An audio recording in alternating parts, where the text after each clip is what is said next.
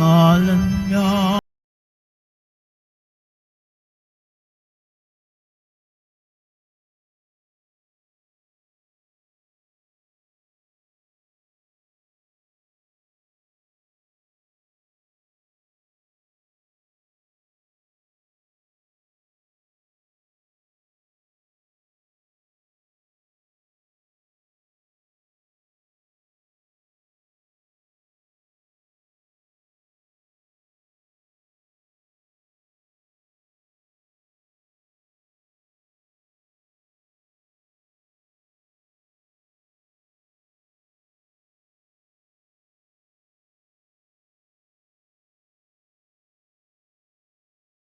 Ay dakilain, ngalan niya ay dakilain.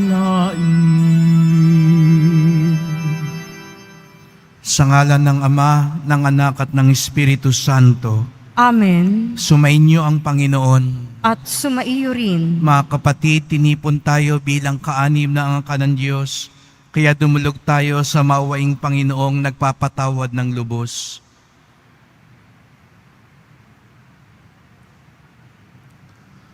Sinugong tagapagpagaling sa mga nagsisisi, Panginoon, kaawaan mo kami. Panginoon, kaawaan mo kami. Dumating na tagapag-anyayang mga makasalanan ay magsisi, Kristo, kaawaan mo kami. Kristo, kaawaan mo kami. Nakaluklok ka sa kanan ng Diyos Ama para ipamagitan kami. Panginoon, kaawaan mo kami. Panginoon, kaawaan mo kami. Kawan tayo ng makapangyarihan Diyos, patawarin tayo sa ating mga kasalanan, at patnubayan tayo sa buhay na walang hanggan. Amen. Manalangin tayo.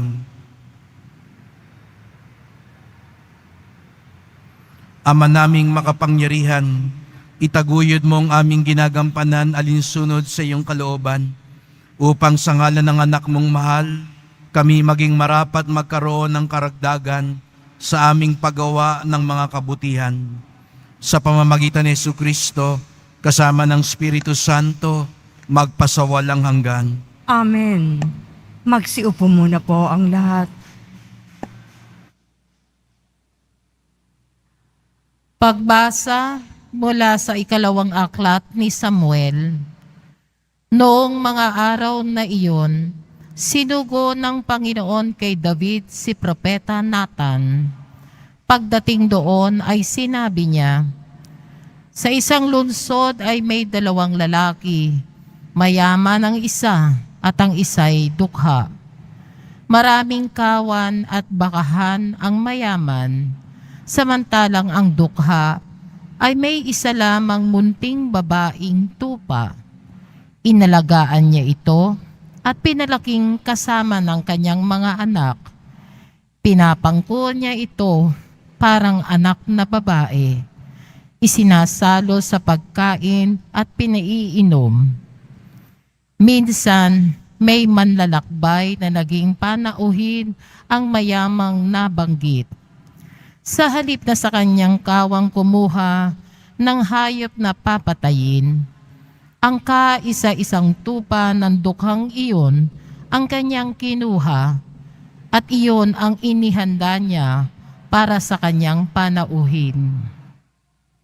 Napasigaw sa galit si David, naririnig tayo ng Panginoon. Ang taong iyo'y dapat na mamatay.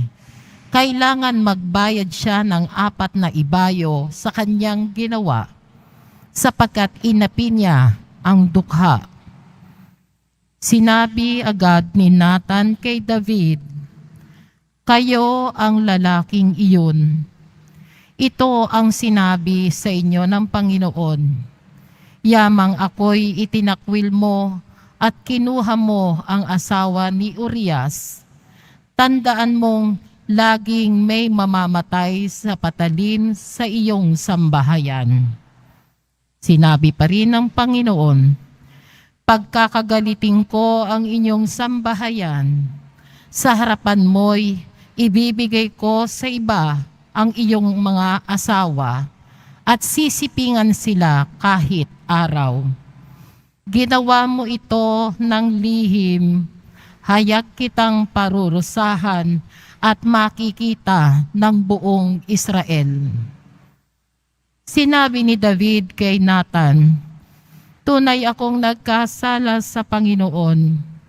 Sumagot si Nathan, "Kung gayoy, pinatatawad ka na niya at hindi ka mamamatay. Gayunman, yamang nilapastangan mo ang Panginoon, ang magiging anak mo ang mamamatay." At umuwi na si Nathan. Tulad ng sinabi ng Panginoon, ang anak ni David sa asawa ni Urias ay nagkasakit ng malubha. Dumalangin si David para gumaling ang bata. Nagdamit siya ng sako at nag-ayuno at sa lupa na nahiga ng gabing iyon.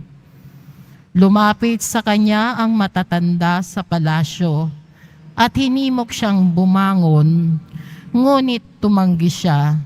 Aayarin niyang kumain.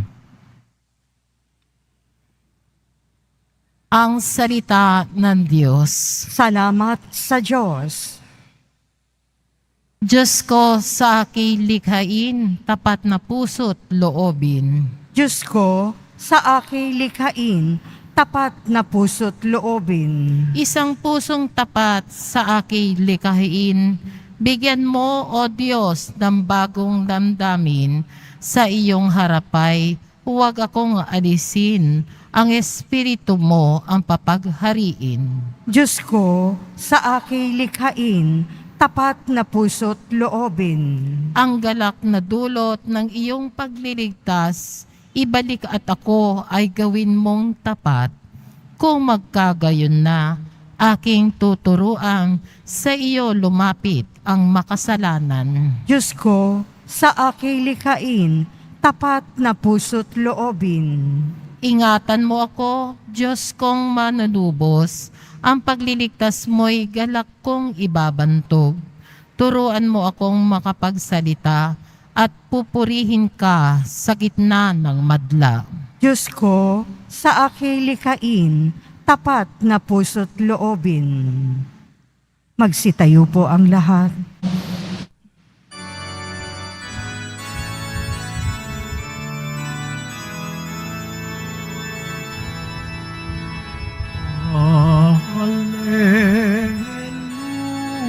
Hallelujah, hallelujah, hallelujah,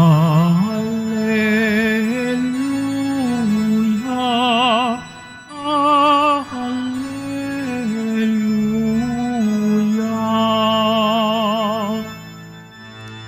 Kay laki ng pagmamahal ng Diyos sa sanlibutan, kaya't anak niya'y binigay. Hallelujah, hallelujah,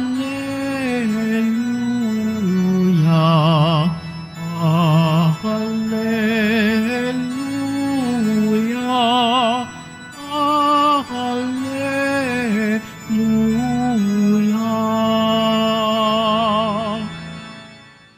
Sumainyo ang Panginoon. At sumaiyo rin. Ang pagpapahayag ng mabuting balita ng Panginoon ayon kay San Marcos. Papuri sa iyo, Panginoon. Noong araw na iyon, habang nagtatakip silim na, sinabi ni Jesus sa kanyang mga alagad, "Tumawid tayo sa ibayo." Kaya't iniwan nila ang mga tao at sumakay sa bangkang kinalululanan ni Jesus upang itawid siya. May kasabay pa silang ibang mga bangka. Dumating ang malakas na unos. Hinampas ang malaking alon ng bangka. Ano pat halos mapuno ito ng tubig. Si Jesus na may nakahilig sa unan sa may hulihan ng bangka at natutulog. Ginising siya ng mga alagad. "Guro," anila, "di ba ninyo alintana? Lulubog na tayo." Bumangon si Jesus at iniutos sa hangin, tigil, at sinabi sa dagat, tumahimik ka. Tumigil ang hangin at tumahimik ang dagat. Pagkatapos, sinabi niya sa mga alagad, bakit kayo natatakot? Wala pa ba kayong pananalig? Sinidlan sila ng matinding takot at panggilalas at nagsabi sa isa't isa, sino nga kaya ito? At sinusunod siya maging ng hangin at ng dagat.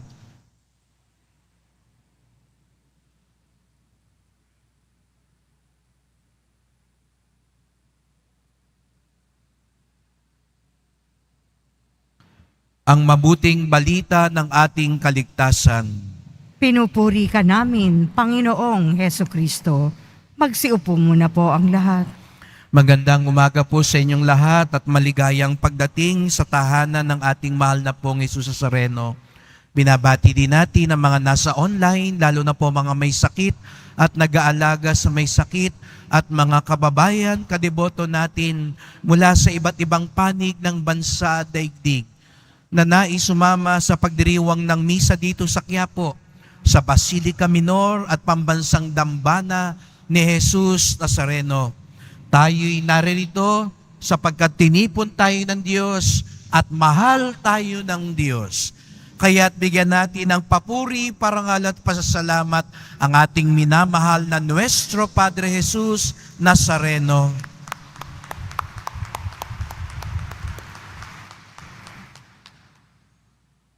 Sino nga ba ang natutulog? Bigla kayong tumingin sa katabi nyo kung yung katabi nyo ba ang sinasabi kong natutulog. Sino nga ba ang natutulog? Si Jesus sa ebanghelyo natin ngayon na natutulog daw sa bangka? O baka ang tunay na natutulog ay ang mga alagad? Siguro nga, si Jesus Nazareno yung nakapikit ang mata, himbing na himbing. Pero sa totoo lang, ang talagang natutulog ay ang mga alagad, sapagat natutulog ang kanilang pananampalataya at pagtitiwala. Di nila alintana na bagamat may bagyo, may unos, may pagsubok, nakaligtaan nila, kasama nila si Jesus Nazareno. Kaya nga, nung ginising nila si Jesus upang humingi ng tulong, napatanong si Jesus sa kanila, bakit kayo natatakot? Wala ba kayong pananalig? Hindi lang minsan siguro sinabi nyo sa inyong mga kaibigan, huwag kang mag-alala, naririto ako. Hindi ba't sa mga nagluluksa, ang presensya ng mga nakikiramay ay nakapagpapalakas loob at nakakagaan ng pakiramdam, sapagkat alam natin, hindi tayo nag-iisa. Iyon ang nakaligtaan ng mga alagad. Hindi sila nag-iisa. Kaya nga sabi ko nga kanina, sino ba talaga ang tunay na natutulog? Si Jesus ba o tayo? Sapagkat ang tunay na nagtitiwala, ang tunay na nananalig, alam niya nandyan lagi si Jesus. At minsan, kailangan ang mga bagyo upang ipaalala sa atin ito. Ginamit ng Diyos ang bagyo para gisingin ang mga alagad. Hindi si Jesus ang kailangang gisingin, kung hindi ang mga alagad.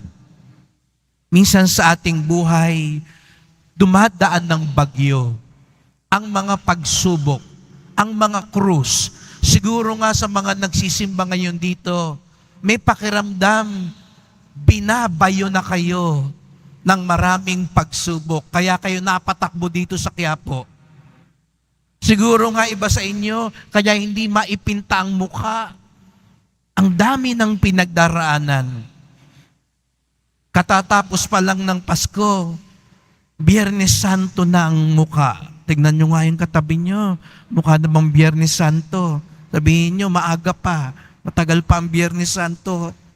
Pero, ganon. At minsan, ang pakiramdam natin, siya ang natutulog. Siguro nga napapahinain tayo at sinasabi, gising po ba kayo? Naririnig nyo ba ang dasal ko? Tinutulungan nyo pa ba talaga ako? Nagtatampo na. Siguro ang ilan sa atin. Pero kaya ka pinasimba ngayon ni Jesus Nazareno para sabihin, hindi ako natutulog. Baka ikaw, kasi nawawalan ka na ng pag-asa. Nawawalan ka na ng pagtitiwala. Nakakaligtaan mo ang pangako ko. At ano ang pangako ni Jesus Nazareno? Ano man ang mangyari, kasama natin siya. Siguro nga mga kapatid, hindi sa lahat ng panahon maiaalis ang bagyo. Hindi sa lahat ng panahon mawawala ang pagsubok. Tignan nyo lang ang Nazareno ng Quiapo. Sa lagi niyong pagpunta rito, nakita nyo bang wala siyang krus? Ni minsan hindi nyo nakita si Jesus Nazareno na walang krus. Paalala sa atin, hindi dahil may krus tayo, iniwan tayo at tinutulugan tayo ni Jesus. Siya nga, 24 oras, pasa ng krus. Hindi ang krus ang nakakatakot. Ang nakakatakot ay pag lumayo tayo kay Jesus. Huwag kayong matakot sa krus. Mas matakot tayo sa kasalanan na nagpapalayo sa atin kay Jesus Nazareno. Kaya nga sa unang pagbasa, pinagsabihan ni Nathan si David, kailangang yanigin si David dahil nagkasala si David. Kaya pinaalalahanan siya ng propeta. Lakas loob, dinuro siya ng propeta.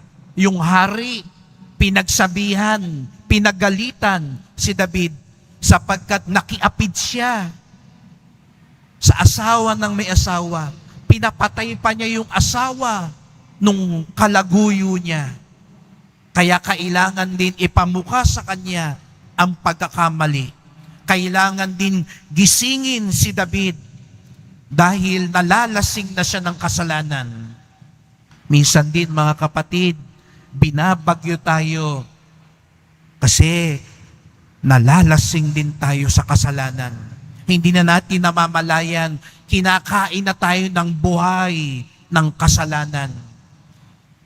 Kaya pag minsan napapagalitan tayo, napaparinggan tayo, minsan kailangan sabihin sa atin ang katotohanan, masakit man ito. Tandaan natin, iyon ay mga bagyo din na ginagamit upang gisingin tayo. Baka yun din ang dahilan, kaya ka pinasimba ngayon ng Nazareno, mangumpisal ka na. Kasi kahit araw-araw kang magsimba, kahit lagi ka nangungumunyon, kung hindi ka nanghihingi ng tawad, ayaw mo magbagong buhay, ayaw mong magpatawad, ayaw mong maging mapayapa, talagang hindi ka tatantanan ng bagyo. Sapagkat ito'y pamamaraan din upang ipaalala sa atin, kasama natin ang Diyos. Mga kapatid, ang bagyo ay biyaya din. Sapagkat sa bagyo, ng buhay, ginigising tayo para lalo tayo magtiwala sa Kanya. Sa mga bagyo ng buhay, ginigising din tayo para magbagong buhay at magbalik loob sa Kanya. Ngayong araw na ito, sinasabi sa ating lahat ni Jesus Nazareno, huwag kang matakot kung may bagyo ngayon sa buhay mo. Hindi kita iiwan, sasamahan kita at gigisingin pa kita. Magsitayo na po ang lahat.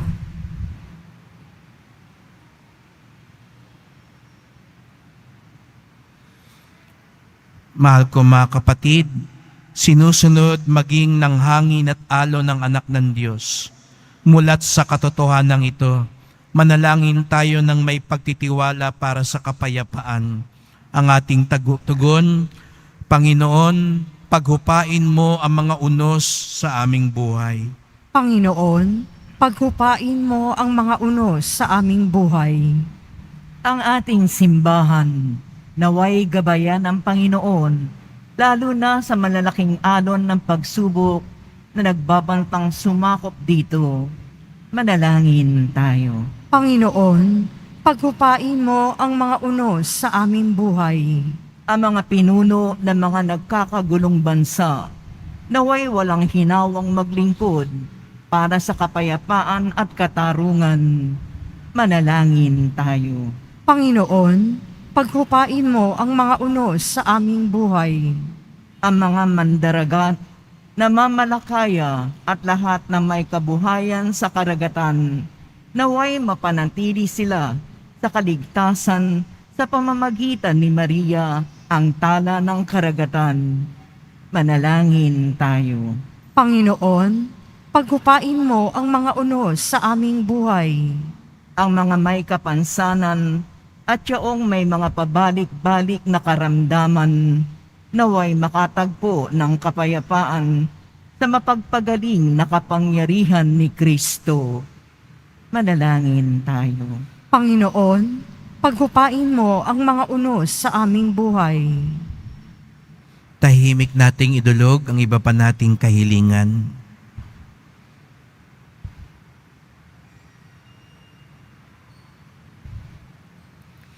Makalangit na Ama, gawin nawa kaming dalisay ng mga pagsubok at kaguluhan at dulot ng unos sa aming buhay at magdulot nawa ito ng kapayapaan. Hiling namin ito sa ngalan ni Kristong aming Panginoon. Amen. Magsiupo muna po ang lahat.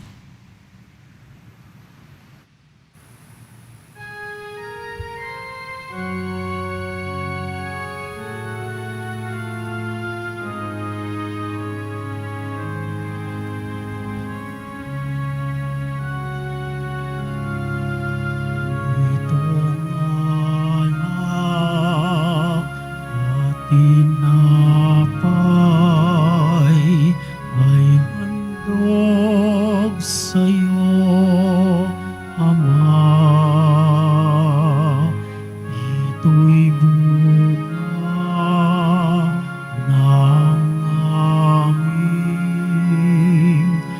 gawang iyong pinagpala. Sumasama ang iyong bayang, tanggapin iyong basbasan nang sa amin maging tunay na katawat dugo ng iyong anak. Magsitayo na po ang lahat. Manalangin kayo mga kapatid upang ating paghain ay kalugdan ng Diyos Amang makapangyarihan. Tanggapin nawa ng Panginoon itong paghahain sa iyong mga kamay, sa kapurihan niya at karangalan, sa ating kapakinabangan at sa buong sambayanan niyang banal. Ama naming lumikha, tanggapin mong malugod ang aming mga handog. Ngayong ang kabanalan na iyong dulot, kami sumasamo sa iyo't lumuluhog upang kaligtas ay iyong ipagkaloob. Sa pamamagitan ni Jesucristo, kasama ng Espiritu Santo, magpasawalang hanggan. Amen. Sumainyo ang Panginoon. At sumaiyo rin. Itaas sa Diyos ang inyong puso at diwa. Itinaas na namin sa Panginoon. Pasalamatan natin ang Panginoong atin Diyos. Marapat na siya ay pasalamatan. Ama naming makapangyarihan, tunay ngang marapat na ikaw ay aming pasalamatan sa iyong paglingap at kagandahang loob. Ang tao'y nilikha mo't pinangasiwa sa sansinukob. Sa hangad mong siya'y iwastong lubos, siya'y pinagdusa mo sa kanyang pagtalikod. Sa iyong pagiliw, iyong pinahintulot na makabalik siya sa pamamagitan ni Kristo Jesus. Kaya kaisa ng mga anghel nagsisiawit ng papuri sa iyo, nang walang humpay sa kalangitan, kami nagbubunyi sa iyong kadakilaan. Santo, Santo, Santo, Panginoong Diyos ng mga hukbo, napupuno ang langit at lupa ng kadakilaan mo. O sana sa kaitaasan, pinagpala ang naparirito sa ngalan ng Panginoon. O sana sa kaitaasan, magsilod po ang lahat. Ama naming banal, ikaw ang bukal ng tanang kabanalan. Kaya't sa pamamagitan ng iyong Espiritu, gawin mo banal ang mga kaloob na ito, upang para sa amin maging katawan at dugo ng aming Panginoong Jesucristo. Bago niya pinagtiis ang kusang loob na maging handog, inawakan niya ang tinapay, pinasalamatan kanya, pinaghati-hati niya yon, iniabot sa kanyang mga alagad at sinabi, "Tanggapin ninyong lahat ito't kanin. Ito ang aking katawan na ihahandog para sa inyo."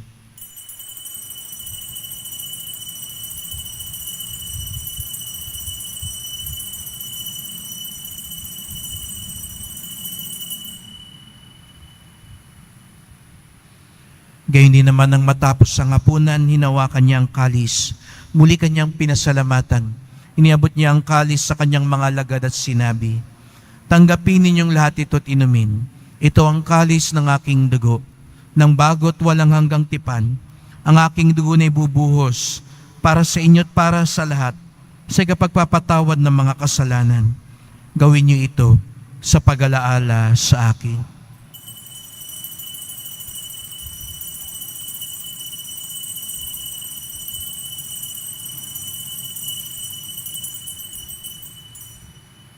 Magsitayo na po ang lahat. Ipagbunyi natin ang misteryo ng pananampalataya. Si Kristo'y namatay, si Kristo'y nabuhay, si Kristo'y babalik sa wakas ng panahon. Ama, ginagawa namin ngayon ang pag-alaala sa pagkamatay at muling pagkabuhay ng iyong anak. Kaya tinalay namin sa iyo ang tinapay na nagbibigay buhay at ang kalis na nagkakaloob ng kaligtasan.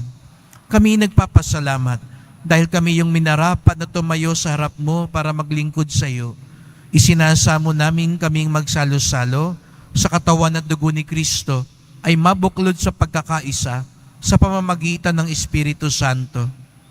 Ama, lingapin mo ang iyong simbahang laganap sa buong daigdig.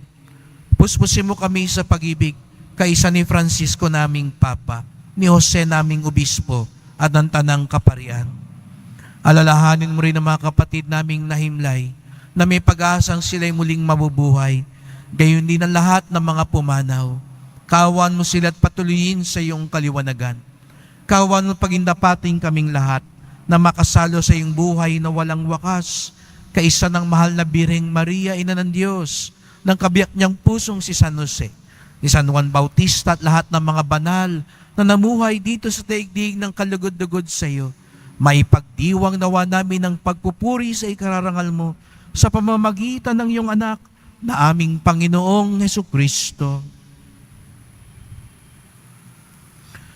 Sa pamamagitan ni Kristo, kasama niya at sa Kanya, ang lahat ng parangal at papuri ay sa iyo, Diyos Amang makapangyarihan, kasama ng Espiritu Santo, magpasawalang hanggan. Amen. Buong galang tayong tumawag sa ating Ama sa langit. Ama namin, sumasalang. Sumasalang. Sambahin ang ngalan mo. Mapasa amin ang kaharian mo. Sundin ang loob mo dito sa lupa para nang sa langit. Bigyan mo kami ngayon ng aming kakanin sa araw-araw. At patawarin mo kami sa aming mga sala para nang pagpapatawad namin sa nagkakasala sa amin. At huwag mo kaming ipahintulot sa tukso at iadya mo kami sa lahat ng masama. Hinihiling nami kami adya sa lahat ng masama, pagkalooban ng kapayapaan araw-araw, iligtas sa kasalanan, ilayo sa lahat ng kapahamakan, samantalang aming pinananabikan ang dakilang araw ng pagpapahayag ng tagapagligtas naming si Jesucristo. Sapagkat iyo ang kaharian at ang kapangyarihan at ang kapurihan magpakailanman. Amen. O Panginoong Jesucristo, sinabi mo sa iyong mga apostol at ngayon sinasabi mo sa amin lahat dito, kapayapaan ang iniiwan ko sa inyo, ang aking kapayapaan ay binibigay ko sa inyo. Tunghayan niyo po ang aming pananampalataya, huwag po ang aming mga kasalanan. Patawad po kung minsan nagdududa kami sa iyong pagmamahal at kabutihan. Patawad po kung minsan nawawalan kami ng pag-asa at pagtitiwala sa inyo. Linisin niyo po kami, Panginoon. Pagkalooban kami ng kapayapaan at pagkakaisa ayon sa iyong kalooban, kasama ng Espiritu Santo, magpasawalang hanggan. Amen. Ang kapayapaan ng Panginoon ay laging sumainyo. At sumaiyo rin. Magbigayan tayo ng kapayapaan ni Kristo sa isa't isa.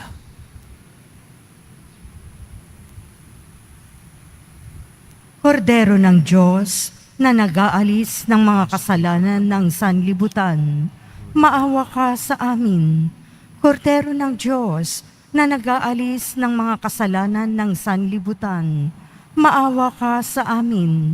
Kordero ng Diyos na nag-aalis ng mga kasalanan ng sanlibutan, ipagkaloob mo sa amin ang kapayapaan. Magsiluhod po ang lahat.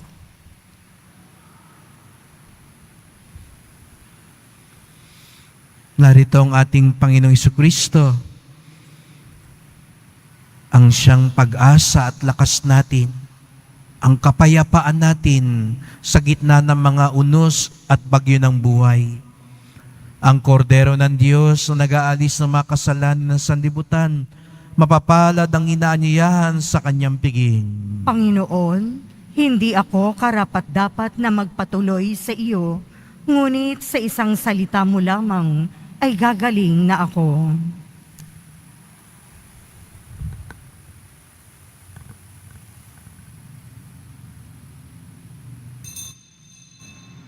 Para po sa lahat ng tatanggap ng banal na komunyon, sasagot po tayo ng amen. Pagkasabi ng pari o ng lay minister ng katawan ni Kristo at isubo agad sa bibig bago umalis sa harapan ng pari o lay minister. Sumunod po tayo. Maraming salamat po.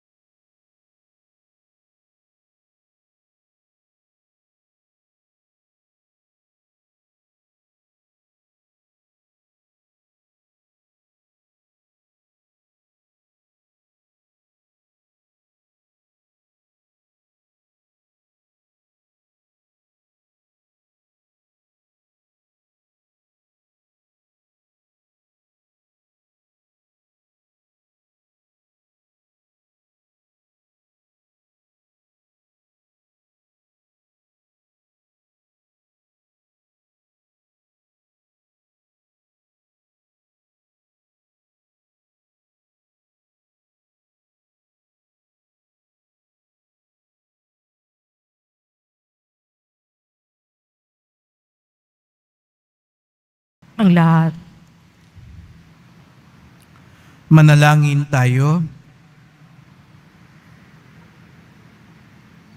Ama naming mapagmahal, ipagkaloob mong sa aming pakikinabang sa iyong kagandahang loob na bumubuhay, lagi nawa naming maikarangal ang iyong pagpapalang sa aming ibinigay. sa pamamagitan ni Jesucristo, kasama ng Espiritu Santo, magpasawalang hanggan. Amen. Salamat po sa inyong pagpunta dito sa Quiapo. Ingat po kayo sa pag-uwi.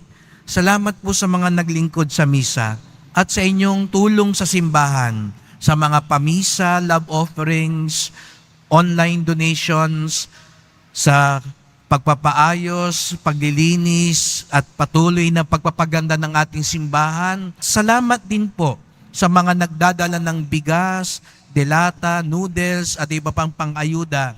Ang ating debosyon sa Poong Nazareno ay nagtuturo sa atin magmalasakit sa ating kapwa. At muli, salamat po at walang sawa kayong nagpupunta dito sa Quiapo.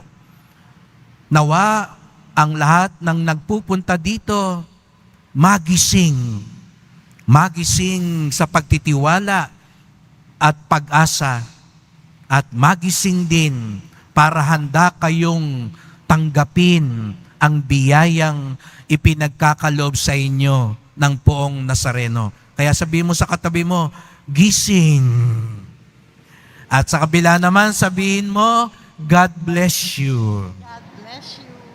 Sumainyo ang Panginoon. At sumaiyo rin. Mahal na pong Jesus Nazareno, inihayag mo sa pamamagitan ng krus ang walang maliw na pag-ibig ng Diyos sa sangkatauhan. Pakinggan mo ang kahilingan ng iyong angka na nagsusumamo sa iyo. Makamtanawa nila ang iyong katugunan at tanggapin ang kasagutan ng may utang na loob na tinatanaw. Basbasan din po ninyo ang dala nilang mga imahe at dasalan.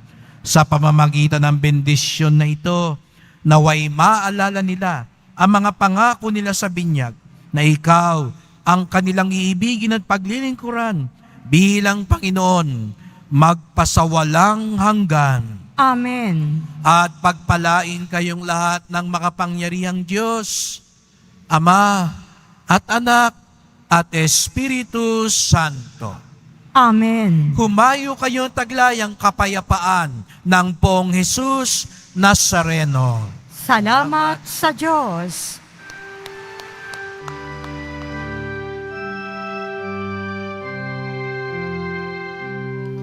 Nuestro Padre Jesus Nazareno, sinasamba ka namin, pinipintuho ka namin, aral mo ang aming buhay at kaligtasan. Nuestro Padre Jesus Nazareno, iligtas mo kami sa kasalanan. Ang krus mong kinamatayan ay sagisag ng aming kaligtasan. Nuestro Padre Jesus Nazareno, dinarangal ka namin. Nuestro Padre Jesus Nazareno, niluluwalhati ka namin. Nuestro Padre Jesus Nazareno, dinarangal ka namin. Nuestro Padre Jesus Nazareno, niluluwalhati ka namin.